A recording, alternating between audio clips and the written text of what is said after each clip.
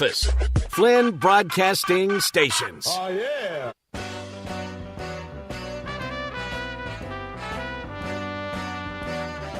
It's time for Wolo and Friends on Sports 56 and 98.5 FM. Presented by Homer Skelton Hyundai. Here is your host, the voice of the Tigers, Dave Woloshin. As I was walking down the street one day, a man came up to me. Good Tuesday to one and all. Another glorious spring day here in Memphis. I missed it yesterday, and I apologize. Do you know that yesterday was the 204th birthday of the city of Memphis? 204 years. And ticking, baby. Right on the river. Here we go. It's great that during Memphis in May we get to celebrate the birthday every single year. Jokic last night, just too good. The Joker is sensational, rightfully the Western Conference Finals MVP. Who else would it be? He was once again outstanding, another triple-double. And then at the end, LeBron James, who gave everything he had, and there's only one call he did not get last night, which was at the end when Murray absolutely cleanly blocked the ball. Of course, LeBron was complaining. But he didn't get that call, and the Nuggets sweep. And then LeBron lays out very subtly the bombshell. Is this it? He's got to think about retirement. Well, he's going to think, and he's going to make the Lakers sweat, and he's going to make the Lakers do whatever he wants them to do. There's no way this guy is retiring. No way. He's due almost $100 million over the next 2 years.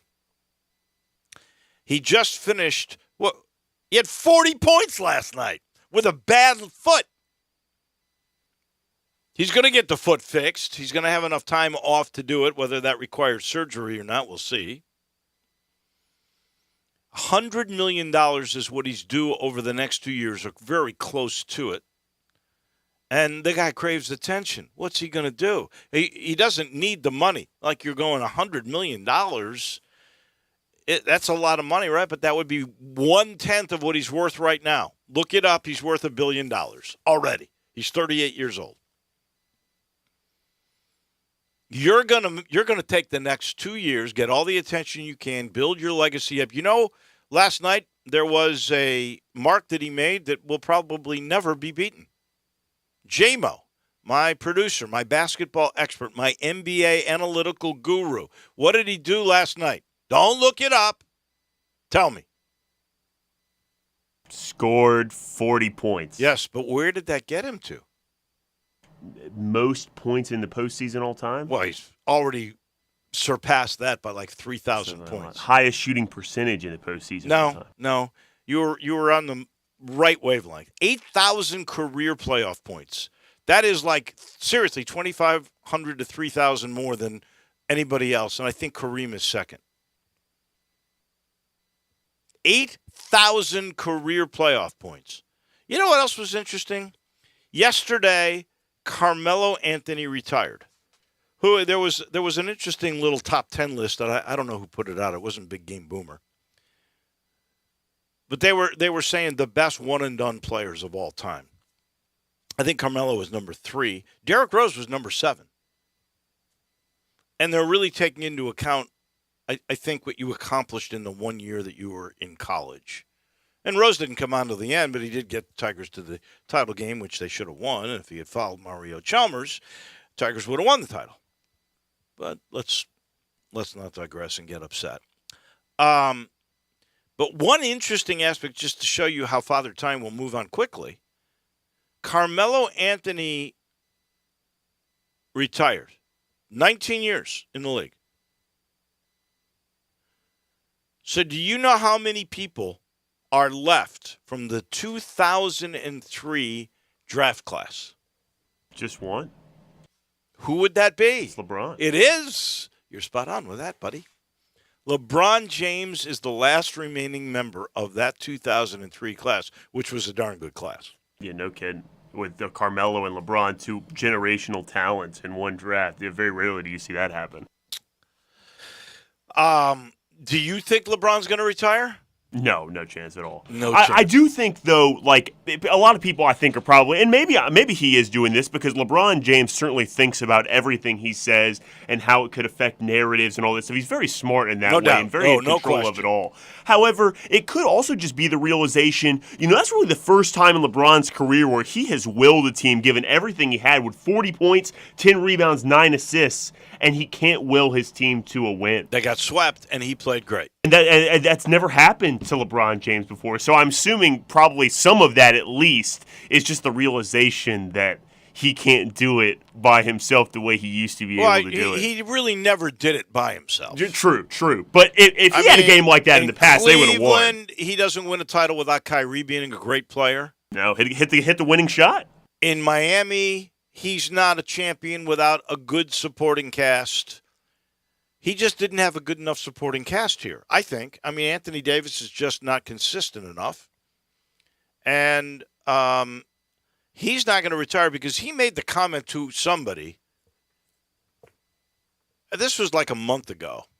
And he was going, yeah, I'm getting older. I feel it a bit, but I'm still better than 90%. No, 95% of the other guys in the league. And here he is at age 38. In this game, getting 40 points, a career playoff high, by the way. 31 in the first half. He did not have a great second half. 40 points, 1 assist shy of a triple-double. Wills his team in, just couldn't make the final play to tie the game. He's still, okay, he may not be in his total prime, but like he said, he's better than 95% of the other guys in the league. You're not leaving at that point with $100 million on the board, and you love the attention. Like you said, he might not be as explosive, as athletic as he once was, and that was the biggest part of his game.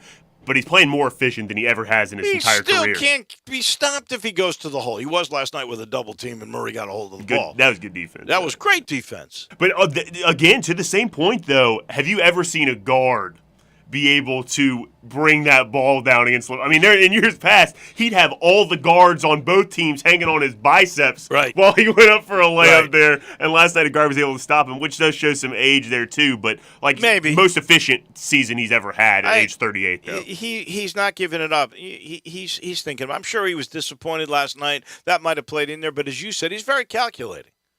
There was a message sent to the Lakers that you're going to have to do things the way I want you to do them, or I'm going to take my ball and go away. And he's got 2 years left. He wants to play with Bronny. That may be going out the window, though, because he said something that was rather interesting in that regard. He made the comment that, that might not be Bronny's wish. That's my wish, but my son, my wife, his mother, they may not be thinking along the same lines that I'm thinking. So he said that. That was another thing he said a few weeks ago. So, that could be changing. But I do believe he'll play the next 2 years because there's too much money and too much attention at stake for him to leave. But he probably will never see him play. 60 games max ever again, right? Let's totally be honest. Does it really matter till with the playoffs? That's the way the they NBA, were just a play-in team. The NBA is built this way now. With all the load management that goes on, which is, I think, in the long run going to hurt their regular season, which is why I am a firm believer that forget load management and come down on games. If that's really what you're talking about, maybe put more of that money somehow into playoffs. You're going to have this in-season tournament. I really believe you should go down maximum of 70 games. To space the games out more, where you don't play very many 2 in a rows, no 3 and 4 nights, and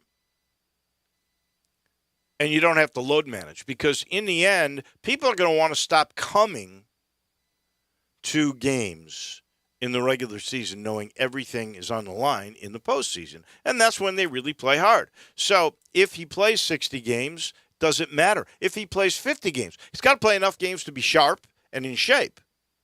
And then it's really all playoffs. That's what we measure all of this with. And, frankly, obviously they're disappointed. They lost. They got swept. But they got to the conference finals. They beat two teams. They beat the Grizzlies. They beat the Warriors, the defending champions, to get there. The rumor is they're not going to probably be able to keep Austin Reeves. He's a restricted free agent. They'd have to match the offer. I think they're going to go after Kyrie. That's what the big rumor is now. On the court, on the courtside seats last night. And let's be honest.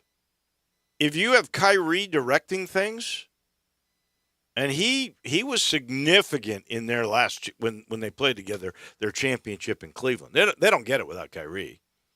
In fact, I think he had the big games in terms of clutch play. You got AD and you got LeBron anywhere near this. He doesn't even have to be as good because Kyrie's going to have the ball in his hands the majority of the time. Those three would be pretty good if you get some nice pieces around it. You're probably going to lose Austin Reeves. If there's a way that you don't, though, if you can get back Austin Reeves, and not to say Austin Reeves is like a big three caliber player and all the big threes. No, but he's a great piece. A great piece, an excellent, valuable piece that if Anthony Davis is held to a low-scoring night or LeBron is held to a low-scoring night where he's just facilitating, Austin Reeves can give you 20, 30 points in a game and really step up in a big way. Boston and Miami tonight. Heat's a 1.5 favorite. Even in Miami, the Celtics were the favorite in Game 3. First game they've been favored in all series. I know it. I thought last night would be a gentleman sweep where really the Lakers would be hungrier. It's their last game at home. The Nuggets already did whatever they did. There's a mental toughness there that might be a little lax, and that the Lakers would win that and lose in Denver in Game 5. They call that a gentleman sweep. Or am That's I right. making No, that? Okay. you're right. All right. I think Kenny Smith said it best on the TNT postgame show. He goes, Game 3s are usually the close ones. And if you lose the heartbreaker there, especially when you're on the road, your Game 4 is the one that's going to be a blowout. When Game 3 is a blowout, that's why Miami's favored by a game and a half. I think there was only one other time in history where both East and West Conference Finals were sweeps. I looked this up. I think it was 2015. I thought I saw that graphic. But that's what you're looking at. And who would have thunk that when it all began?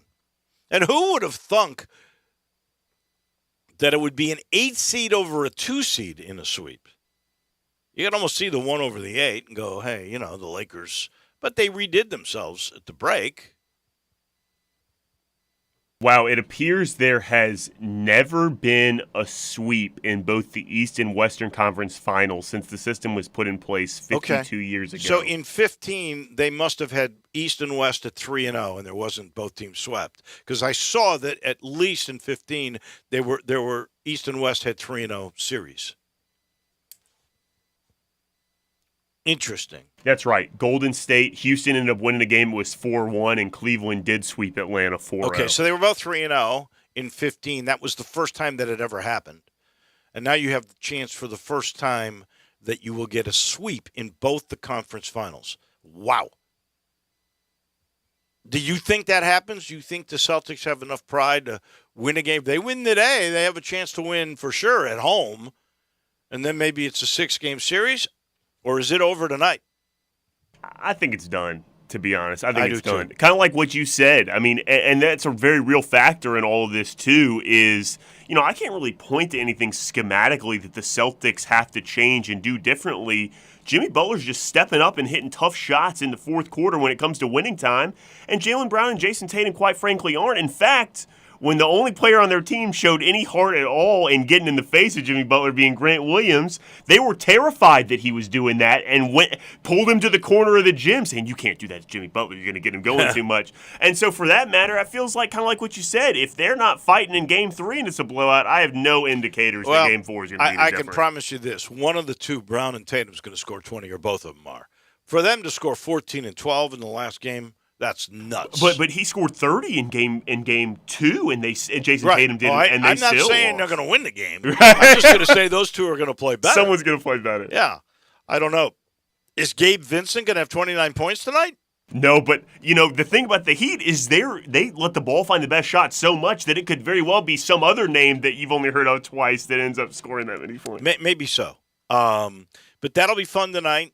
And, I was expecting a couple more weeks of this stuff when we started these conference finals, but we're not going to get it. A week off is very peculiar just for, I imagine, I guess the finals is going to be big no matter what, but you would imagine some fans might get, I don't know. Now, have they already set the dates for the final? Yeah, I believe. Last time I checked, it's going to be like something because like 8 days off. They accelerated the conference finals to fit when the two teams were set up. How about this? No matter what, the NBA finals start June 1st. Wow. So we're going to have a legitimate 8 days off. You're right. A week off. It's not good for fans, really I feel weird. like. No.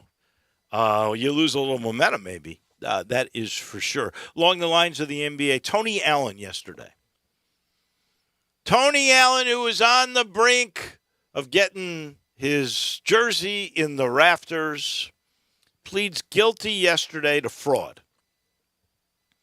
So he admitted that he literally lied, stole $420,075, claiming chiropractic and dental issues that never existed, and took the money.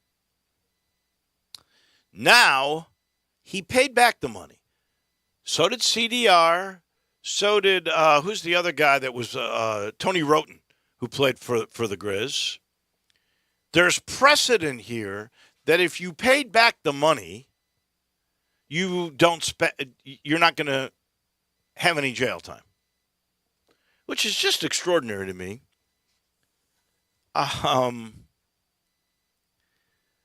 He could face up to 2 years in prison. That is what this kind of theft would get you, which to me was light, I thought.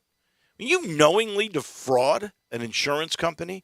Hey, these insurance companies, boy, what they're doing down from last year's hurricane, absolutely shortchanging people. Now, it could be third parties that are involved in this, but, man, the NBC News did a piece on this last night where these insurance companies are absolutely screwing the people that have paid them money all these years. It's a travesty, so maybe there is some justice here. But I think to myself, have you ever claimed like that kind of fraud where you knew you didn't get to work and, okay, you pay the money back only because you got caught and now nothing happens to you? That's pretty amazing to me. But that apparently is, I guess, the kind of deal. Maybe they said to Tony he would fight it, but if he didn't fight it, pay the money back and nothing happens to you. Maybe that's the deal they made. Maybe that's what CDR, maybe that's what Tony Roten did. I don't know. But I do know this. Tony Allen was in the news twice this week. For this, yesterday, and 2 or 3 days earlier, he wanted to be the advisor to Ja. Well, kind of out the window. I'm certainly not Ja's dad, who, by the way, I don't think Ja was Ja's dad, T, was paying attention to Tony, because he said he's been trying to get a hold of T. Morant. He's the last guy I want to be an advisor. Maybe he wants to talk to him about defense. Sure, that's good. I'll let you do that. You're not going to tell me how to live my life when you're a guy who just pleaded guilty to stealing $420,000 and you're getting away with it? I don't know. That's not the guy that I want as my advisor. One last thing. We're going to take a break. We got Tim Doolin talking baseball here. We got the conference championships, the tournaments coming up, and then the College World Series. Interesting. Do you know that there are 4 SEC coaches, baseball coaches, that literally make more money than 11 Major League Baseball managers? Is that right? Yeah. Just saw that today. I was amazed. I guess they have Nick Saban to thank for that, right? I don't know. Well, no, true. actually, I don't know if that's true or not. Actually, Alabama's baseball coach is only making $500,000, or was only making $500,000 a year. He got fired for the gambling thing. No, the guy that makes the most is Vandy's Tim Corbin. Oh, I believe that. He makes about $2.5 million. Mike Bianco is second at $1.6 million. A&M's Jim Schloss, is it Schlossnagel? Something like that. Your guess is as good as mine. He makes 1.6. Tony Vitello from Tennessee makes $1.5 million. 11 Major League Baseball managers make under $1.5 million. That's wild. I found that to be interesting. And the guy from Alabama only made $500,000 a year. So we'll talk a little bit about that. And one sad note before we take our break. Sheffield High School.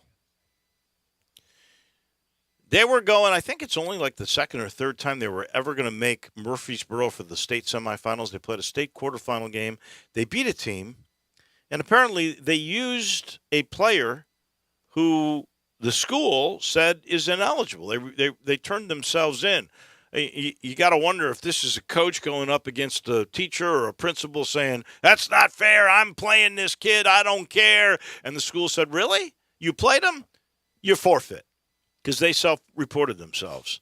And it's a sad thing. Because all the other kids on that team, they got robbed of a once-in-a-lifetime thing to play in the state tournament in Murfreesboro at the Spring Fling. Sheffield High School out of the soccer tournament. I'm sitting in the Family Leisure Studios. Don't forget right now the Vacation at Home sale with pools at their lowest prices anywhere in town and free liner upgrades if you get it during this Vacation at Home sale. Spas, patio furniture, play gyms, all on sale. Like the play gyms under $2,000. Special financing is available. And if you mention this ad, anything you get half off on the installation. Just get the I-40 and Whidden Road for the Vacation at Home sale going on now at Family Leisure. You know our title sponsor, that's Homer Skelton Hyundai in Olive Branch, where you can get some financing at a good rate on a G70. That's the Genesis cars, and not all of the Hyundai dealerships have the ability to sell the luxury Genesis cars. But they do at Homer because they do such a good job. And right now, if you want a G70, the smaller one, and you agree to finance with Genesis, you get a $1,000 rebate. They're paying you to do business with them at Homer Skelton Hyundai. Tim Doolin on the docket. He comes your way in just a minute. Broadcasting from the Family Leisure Studio, we are Sports 56 and 98.5 FM. Simple, smooth, and every sip as easy as the last. Tito's handmade vodka tastes just as good with tap water as it does with your favorite mixer. Back in the day, Tito distilled, hand-bottled, taste-tested, sent to a few friends, then taste-tested again to give you the finest juice around. No frills, no flavors, no fancy labels, just the good stuff. Just Tito's. For recipes, videos, and more, visit Tito'sVodka.com. Distilled and bottled in Austin, Texas, 40% alcohol by volume, namely 80 proof, crafted to be savored responsibly. Memorial Day is coming up soon. Let Memphis Barbecue Supply help you with all your barbecue needs. Memphis Barbecue Supply is fully stocked with 7 different briquette, 4 different lump charcoal. Over 6,000 pounds of charcoal in stock. Need wood? Well, Memphis Barbecue Supply carries in stock chip, chunk, mini logs, and quarter logs of wood. From apple to pecan to oak, we have 8 different types of wood in stock for any kind of smoker. Need that final touch of flavor? Memphis Barbecue Supply stocks over 308 different rubs and sauces to make your holiday weekend special. Need help choosing that special rub or sauce? Just ask any of our knowledgeable staff that have years of experience cooking. Memphis Barbecue Supply is located at 7041 Stage Road in Memphis, or you can order online at mbbqsupply.com. Follow us on all social media platforms for recipes, new products, and barbecue news. All 650 acquisition fee, 30,000 miles, 20 cents excess mileage. Seltos P745, 8378, MSRP 23,996. Sportage P7173, 696, MSRP 27077. EV6 P5105,073, MSRP 49,965. Includes all rebates and incentives. Must finance through Hyundai. Excludes tax on a license with approved credit. See dealer for complete details. Offer valid through 5/31/23. Dealer stock only. Warranties and limited powertrain warranty. See Kia.com or retailer for details. Hey, Jeff Allen, you ready to command the road at Gossett Kia South Mount Moriah? Listen to this, Randy. I've got a world performance car. 2023 Kia EV6 Wind EPA estimate range 310 miles at $499 a month, $49.99 due at signing. Whoa! And a 2023 Kia Seltos LX SUV 34 MPG $263 a month, $29.99 due at signing. Plus a 2023 Kia Sportage LX $288 a month, $34.99 due at signing. All 36-month lease. And Kia's 10-year, 100,000-mile powertrain limited warranty. So whether you live in Horn Lake, South Haven, Olive Branch, or Memphis, you'll be happy at Gossett Kia Mount Moriah. 2680 Mount Moriah or KiaMountMoriah.com. Now back to Wolo and Friends on Sports 56 and 98.5 FM, presented by Homer Skelton Hyundai. Here once again is the voice of the Tigers, Dave Woloshin. Welcome back in. This portion of the show brought to you by Conway and that famous 16-point Super Saver Energy Tune-Up. That's what you get. I get it twice a year for air conditioning and for heating. The air conditioning one is so critical. 384-3511. They come out. They do 16 points of tuning up inside. They go outside and clean up all your outside units to make sure you're efficient. And here's what happens with an efficient system. First of all, it doesn't break down when it gets hot, and you don't want to put your family through that. Secondly, you save money on your MLGW bill. And thirdly, you are going to have your system last longer, and these things aren't cheap, I promise. So make the call, 384-3511. Get tuned up with the people who know how to take care of you. Conway Services, heating, cooling, plumbing, and electric. It's college baseball conference tournament time. We're joined now by Tim Doolin, who is our expert on all things baseball, from the development programs all the way to the major leagues. I want to start with the Tigers, who end up finishing in a tie for 5th place in the American. What a turnaround for Garrett Jackson. And it was announced yesterday, Tim Doolin, a guy whose father you played with, Dalton Fowler, a left-hander, who had 104 strikeouts in 78 in the third innings this year. He was named the pitcher of the year in the American. Yeah, I don't know, Wolo, the last time that's happened for the University of Memphis, but yeah, I played with Lanny back in the early 80s, and Lanny was a really good pitcher himself. He was a big right-hander. Anyway, Dalton's a left-hander and has really taken a different journey to get back to his roots here in Memphis, but obviously Tiger fans are glad he did, and really I think kudos not only to Dalton, but really to Tim Jameson for really kind of figuring him out, helping develop him, and making, the pitcher that a lot of people expected him to be when he came out of high school.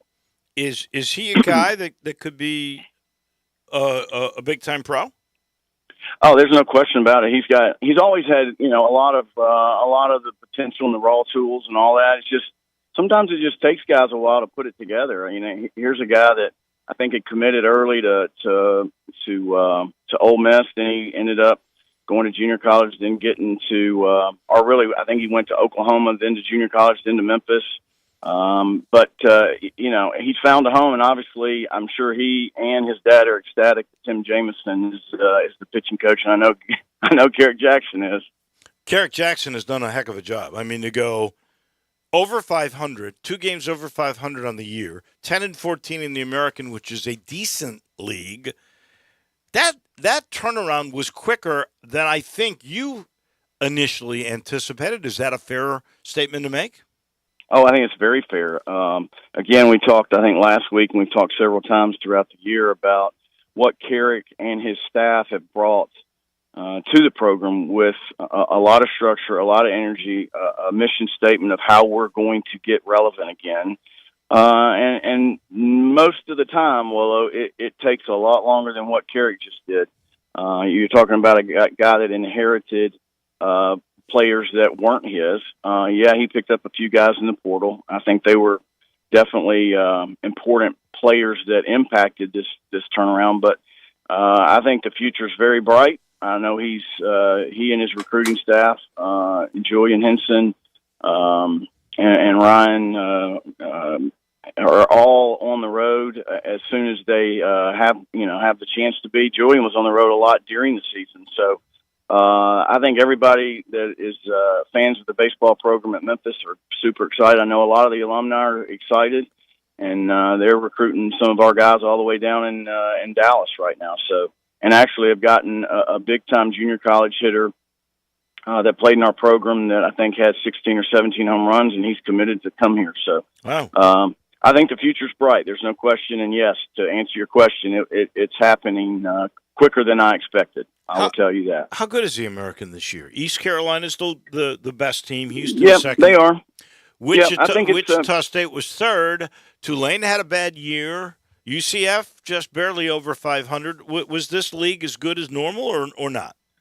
It might have been a tick below what it normally is, but it's a solid league. I mean, I think you're definitely going to see the likes of East Carolina have a chance to definitely get to a super regional and possibly get to Omaha. Cliff Godwin's done a great job there. And I often said, I've known Cliff for a long time when he was at Vanderbilt, then at Ole Miss, was the top recruiter there. Then East Carolina at the time, which is his alma mater, was not really relevant. They hired him, brought his energy, much like Carrick's, and he's turned that program around, and they are very relevant. And I think, you've been to East Carolina. You see the setting is very similar to Memphis. Can you win? Yeah, he's proven you can win there. And I think, as you know, my feelings are we can win here. All right, let's go to the SEC. Florida, Vandy, South Carolina, the top in the East. Arkansas, LSU, Auburn, tops in the West. Alabama fired their coach. And this was interesting. I saw 4 SEC coaches. Your buddy Corbin at Vandy, Bianco. Is it Schlossnagel? Yes, that's correct. That's correct. Jim at A&M and Tony Vitello at Tennessee. Those 4 SEC coaches make more than 11 Major League Baseball managers, including the Cardinals skipper. That's crazy, man. Well, I tell you what it is. It's called revenue. Yeah. And when you look in the SEC, it really doesn't matter what sport. But and I know we've often mentioned it, but Ron Polk should be going to the mailbox getting some commission checks from these coaches, because he was the one that put the SEC on the map in baseball and proved that you could get that department in the black.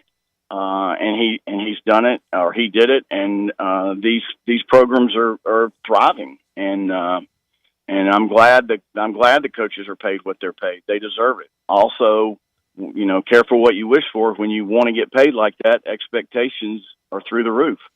And every weekend you look up, you can get your brains beat out by anybody in the SEC. So it's the toughest league, no question about it.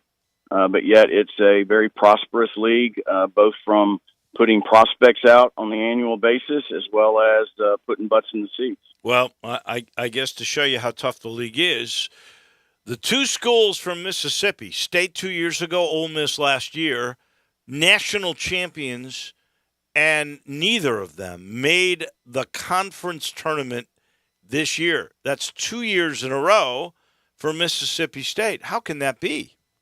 Well, I tell you what, I mean, there you can point to a lot of it. I've got several players there. I follow that program very closely as well as I do Ole Miss. Everybody has injuries. A lot of arms went down that you're expecting to be your weekend guys, which is totally relevant in that league. And when that happens, if you don't have a plenty of pitchers on your staff, look what happens. And consequently, it's just a domino effect. You look at the likes of Arkansas, and I talked to Dave Van Horn the other day, and what he's been able to do to kind of be the grandfather of the SEC, again, Coach of the Year. You look at that model that he's put together he gets great players and et cetera, but they pitch it and they catch the ball. And, you got to have great hitters, but as we talk about all the time when we're talking about major league players and teams, when they get to the postseason, good pitching is going to shut down good hitting. And if you don't play really good defense and pitch it really well, you're not going to win. And Mississippi State, it was just kind of a calamity of everything. They didn't pitch it well. They probably led the country in walks. Well, when you walk batters, your infielders get on their heels. Consequently, the infielders don't make plays and start clanking balls. Your offense is really good, but every time you look up, you're down by 3 in the third inning or 5, and then you got to come back, and you come back and end up losing. They probably lost, 10 or 15 games in the last 2 innings of the game.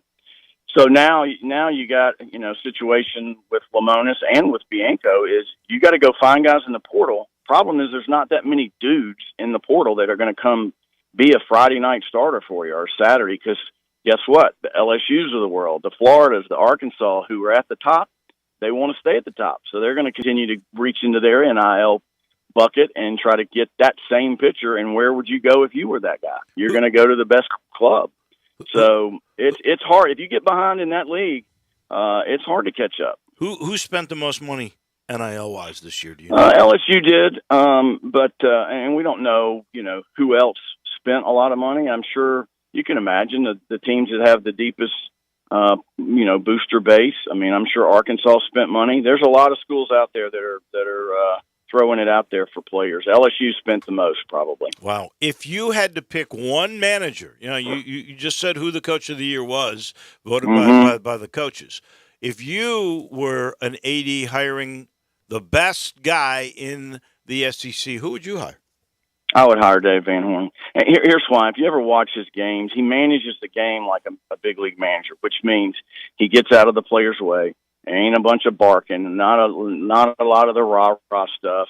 He motivates his players. He respects his players and treats them the right way. They perform for him.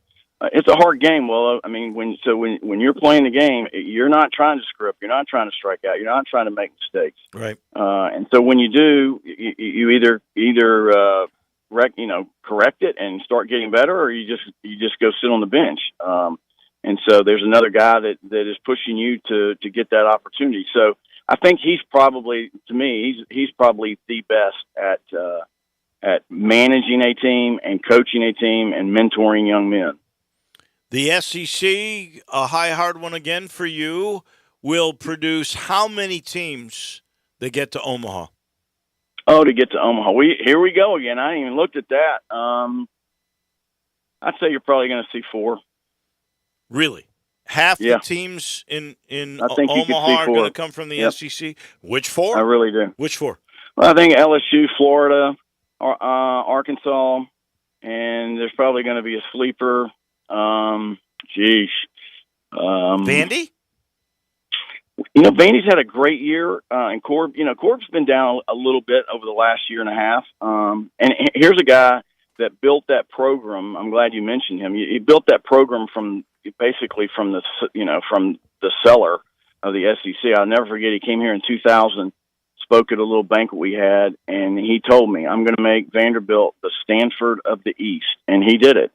And one thing he doesn't do, and he's verbal about it, is if you want NIL money, don't come to Vandy because we're not giving it to you. Now, they've always had quote unquote what other schools called funny money because they're a private institution. They can waive a lot of fees. They can do some things within their scholarship portal. So I'm sure they're doing that, but I think Vandy's got a really good shot of getting there. They pitch it really well, always have, always will. They play the small ball game really well. They're fundamentally sound. So, I would probably say Vandy as well.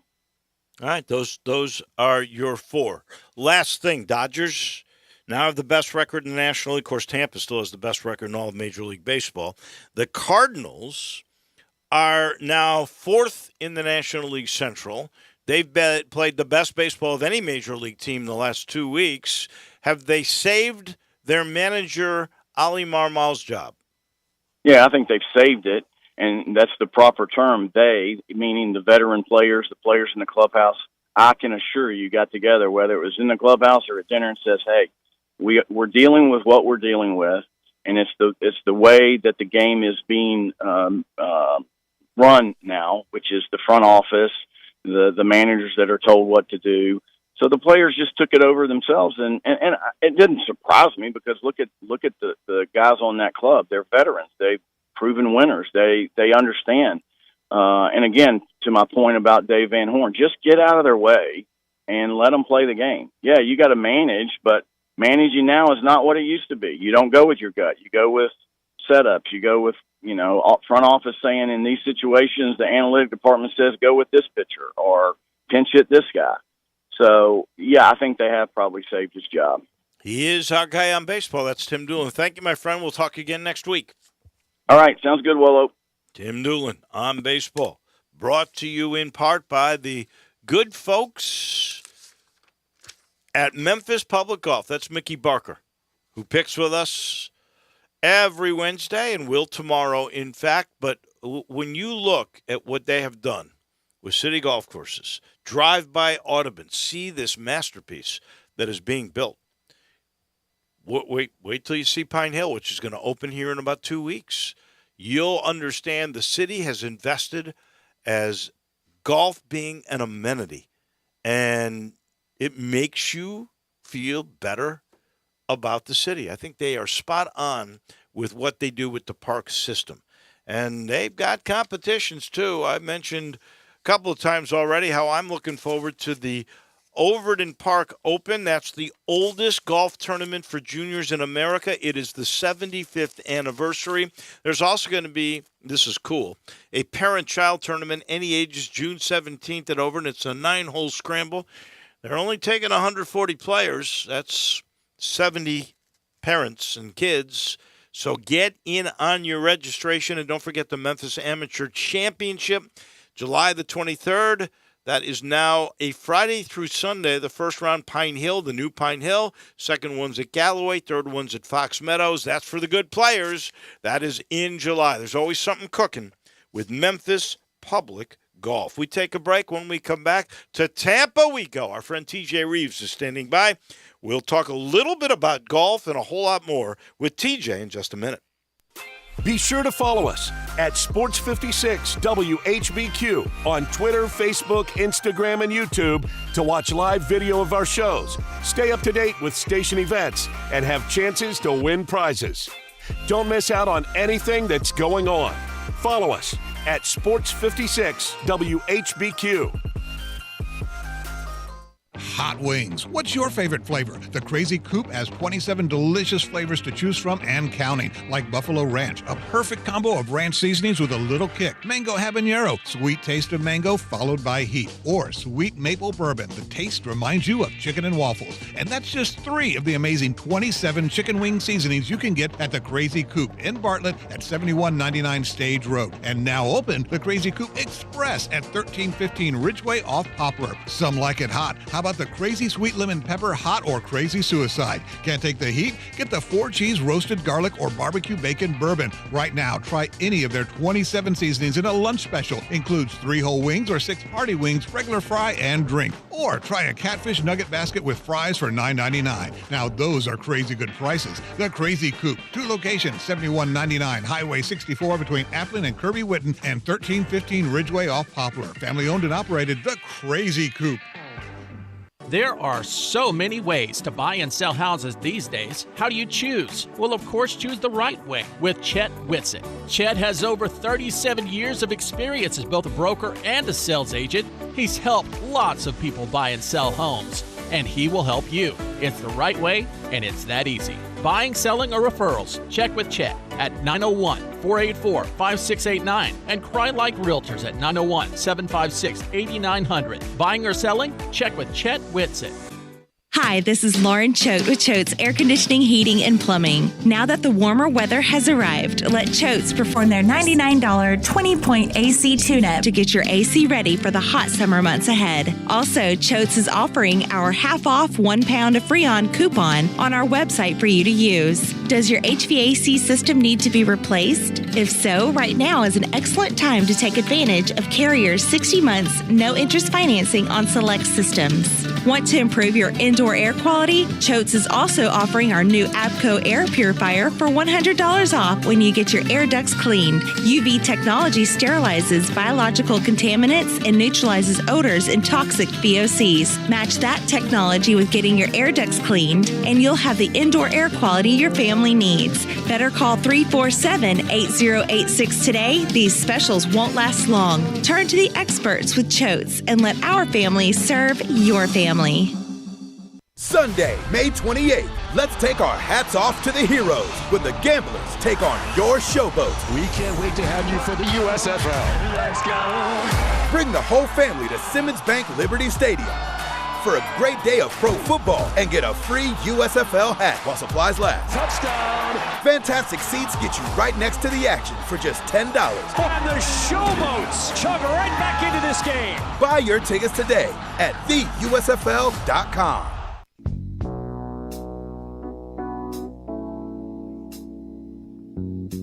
Now, back to Wolo and Friends on Sports 56 and 98.5 FM, presented by Homer Skelton Hyundai. Here once again is the voice of the Tigers, Dave Woloshin.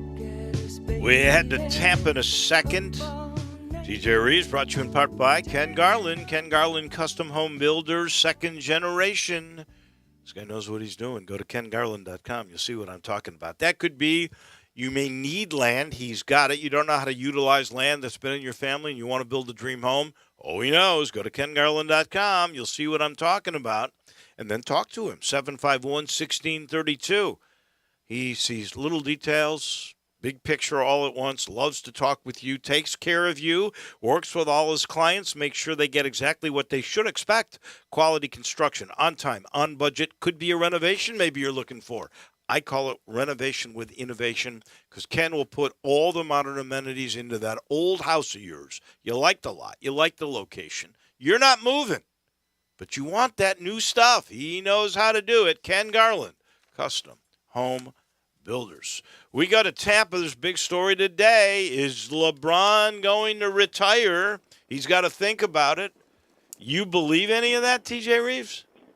Good morning, my friend. No, I don't know that. I think he still wants to play with his son. So is this maybe take a year off and then reload to play with his son? And he's got, 2 years left on his deal? Yeah. Correct? Can he opt out of it, though? Can he get out of it, or is it locked in that he has to still play 2 years with the Lakers controlling that? That's the real key. When you're 38, you can't take a year off. You can't and then come back. There's no way. You lose that edge. You lose that fitness. You cannot do that. He's just doing this to make sure that, I think, to make sure that they sign Kyrie or whatever he's got in mind. There's a reason behind the statement he made last night. I don't believe for a second he's going to walk away from $100 million the next 2 years. I don't think it's money motivated, though. No, he's worth $1 billion. Exactly. What's a few, a couple $100 million among friends?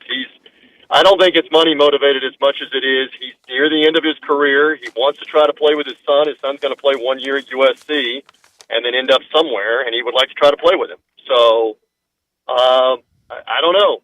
Interesting on your point, because I looked at this last night. Michael Jordan retired, as you well know, after the 98 finals at the age of 35. Yeah. And then he took 4 years off and came back with the Washington Wizards at the age of 39 and averaged 22 points a game, and then even played the following year as a 40-year-old and played like 70 games and averaged over 20 points a game as a 40-year-old. Well, let's clarify that. Michael Jordan as a Wizard never played as good as LeBron James at age 38 this year. Never close. Well, I'm not saying that he did. The only thing I'm saying is he took 4 years off. He literally took 4 years off. Well, he was playing and baseball. Came back and averaged 20 points a game. To the point about what he was playing in a sport. He was working out all the time. He was at a competitive level. So it's not like he did nothing. Are you saying LeBron's going to go play another sport? I'm saying to your point. Well, no, we're not talking about when he took the years off to go play baseball for a year and a half. That was in the middle. We're talking about after he came back and they won the 3 in a row in 96, 97, 98, beat the Jazz in the back-to-back years. He retired again as a 35-year-old. Really? He did not play again for 4 years until he was a 39-year-old. To your point of, you just can't take a year off. I don't, That's seriously, J-Mo, not that I doubt my man Reeves, but look that up because I don't remember him taking 4 years off. Give me Give me some more Mel's hot dogs. I looked it up last night for conversations just like this. You just owe me some more Mel's hot dogs. Wow. I'm telling you. He retired in 1998, and he came back to play in 2002, 4 years later. Even in public school math, I can come up with that makes him a 39-year-old. So there you go. That's incredible that I've forgotten that there was that gap. I thought maybe he took a year off. But anyway. There's another way to say that. You're right. There's another way to say that. You're right, TJ. You're right. Okay. What about, speaking of right, wrong, what do you do with Brooks Koepka and the Ryder Cup? You put him on the team because he's qualified and you're playing for your country. And regardless of what the PGA Tour is trying to do to strong-arm him, it's not the PGA Tour's event. The PGA Tour's event is the President's Cup. And if they want to keep him off because he's ineligible, that's fine. But, I mean, that's all part of the bigger thing here with the war behind the scenes and the lawsuit and all of this. I thought it was very interesting with Brooks's win that Phil Mickelson made some news, too, with revealing, hey, I know what they're asking me. The Department of Justice was asking me specific things about anti-competitive practices, monopolistic practices, and this is the same kind of thing of you're going to lean on the PGA of America and say, don't let these guys be on the Ryder Cup team because we say they're ineligible to play on the PGA Tour. But the distinction is if they've done enough to qualify under your rules and policies automatically for the team, you can't just retroactively say you're unqualified. You're now ineligible because we say so. Wait, here's what I would say. If you've got enough points, and at this point, between second at the Masters and first at the PGA, if you've accumulated enough Ryder Cup points to be, is it 6 spots or 8 spots? There are 8 spots. There are 8 spots that are locked in, and then there's captain's picks. And right now, Brooks Koepka has done so, what you're saying. Right. He has accumulated enough points where even if everybody else goes crazy, he's not going to drop out of the top 8. So I think if he's earned his way on that way, yes, you've got to let him play. I wouldn't make him a captain pick. But that, again, would be up to Zach Johnson. But if it were me, I would not allow him as a captain's pick. But if you've earned your way on from the 4 majors, then you've done it. You deserve to play. And don't we fundamentally come back to, don't we want the best players to be playing in these things? And it's the PGA of America's event along with the European team. Right. You want the best players playing, and that's what these major championships are also saying, too. It's what the U.S. Open, by and large, has said, and it's what the Open Championship, the British Open, has said. We want the best players to play in our event. And so, fundamentally, and I thought Zach Johnson said on Sunday that if they are qualified in the top 8, they are playing. They should play.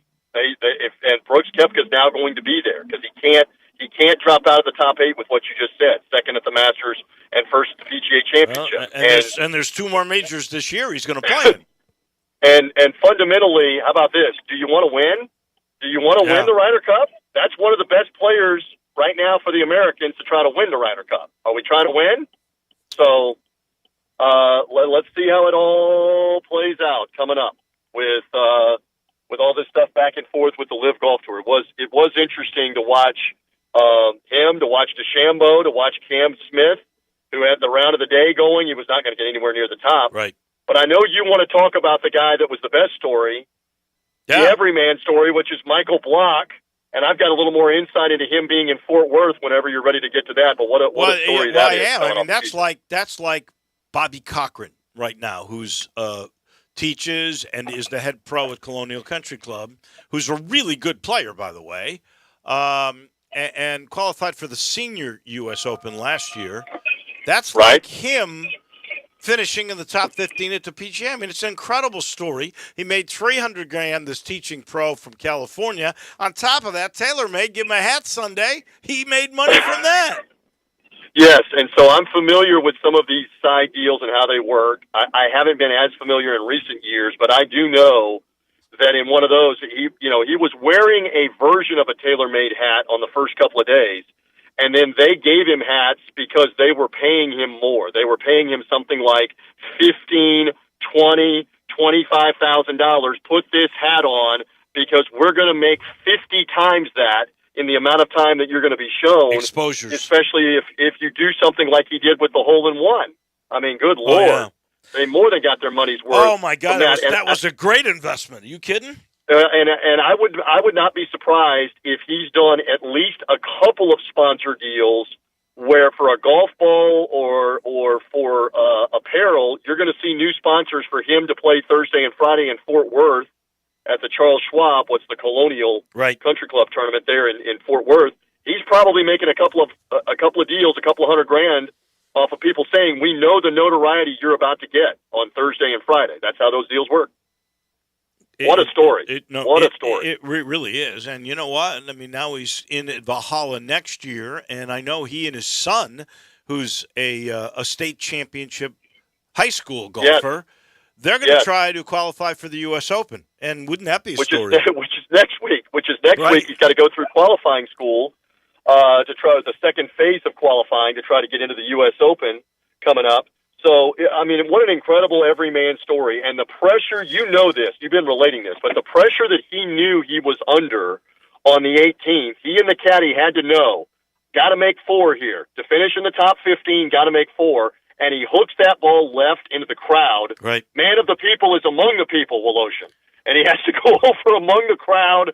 Horrible, short-sighted on the green, and much like Dave Woloshin, absolutely, just syrupy with that up and down. Unreal touch. Putt. I mean, that's Hollywood. Oh, That is yeah. Hollywood Wow. stuff, my friend. And the way the ball, it was almost Tiger-like with, have you ever? The way that thing slowly went in. Oh, my gosh, yeah. No, that was a great story. And again, he may shoot 80. I don't think so, but he may shoot 80 at Colonial coming up. But what a weekend, and great attention for him and the other PGA professionals by the thousands that teach for a living, run golf clubs. I mean, I love this guy saying, hey, they put me in Colonial. I'm not going to be able to be back to do payroll on Monday at the golf club. Somebody else has got to do payroll because that's usually his responsibility to make sure everybody at the club gets paid. I know. That's amazing. What a story. All right, last thing for you. Again, back to Brooks Koepka, age 33, 5 majors, 2 more this year where he's healthy, still very much in his prime. He's now qualified for the next 5 PGAs. He's qualified, I think, because it was 19 that he won his last U.S. Open. I think you get 10 years there. So he's qualified to 29 for the U.S. Open. How many majors will Brooks Koepka end up with? Oh, I think he can get 2 or 3 more. In particular, at Augusta, you're very familiar with that course, and you're right. He exempted himself already with a top 5 at Augusta. But he's exempt for life until he's in his 60s at the PGA Championship because of the wins. They let the winners come back. Oh, I thought that. Okay, that's good. Yes, and so in the U.S. Open case, I think it exempted him at least for a couple of years, if not 5 years. The guy can easily win 2 or 3 more majors and get to 8, I agree. 7, 8. That's very realistic. 7 or 8 is way up the list too. Oh yeah. What a player when you're talking about the short list of modern golfers that have 3 PGAs and 2 U.S. Opens is Jack Nicklaus, Tiger Woods, and Brooks Koepka. That's a list to be on, Wolo. No question. That's a list to be on. Except for one thing I know you're not happy about, but I know maybe this will change JMO's opinion of Brooks Koepka. He doesn't like Brooks Koepka. He happens to be a huge Florida Panther fan. He was there last night. He had the Wanamaker Trophy with him at the game last night. I know. And the Panthers are unstoppable right now. They are. They have a goalie. I know you got to go. They have a goalie that stopped 110 of the last 111 shots. This just into the newsroom. That's good. Thank you for that one. Oh, by the way, TJ, on that one, you're right. Thank you, my friend. Goodbye. Have a great rest of your day, and we'll see what Michael Block does at Colonial. Be well. We'll talk to you next Tuesday. Thank you much. That's our man, TJ Reeves. He's brought to you by the Eflin Insurance team. That's Matt and his whole group that do insurance the collaborative way. Really, it's different. They get to know you and talk with you about what your needs might be, what your family's all about, whether that's life insurance, it could be for your home, could be for an auto, maybe for your teenager. They get to know you. What's your budget?